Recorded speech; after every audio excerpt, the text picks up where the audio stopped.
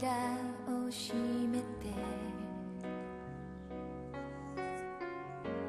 思い出たちにさよなら告げた。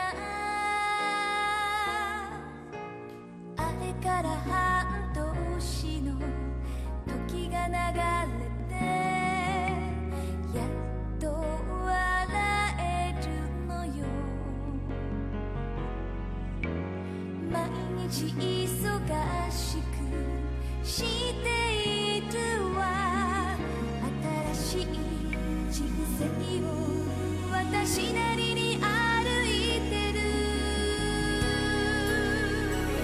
あなたに会いたくて会いたくて眠れぬ夜はあなたのぬくもりをそのぬくもりを思い出しそっと瞳閉じてみる。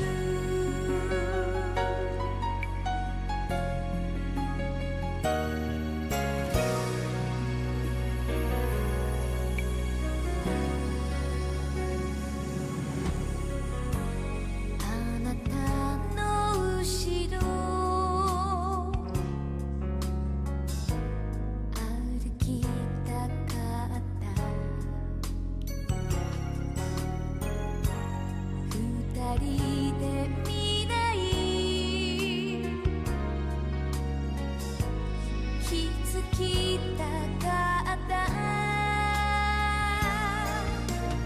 どんなに愛しても叶うことない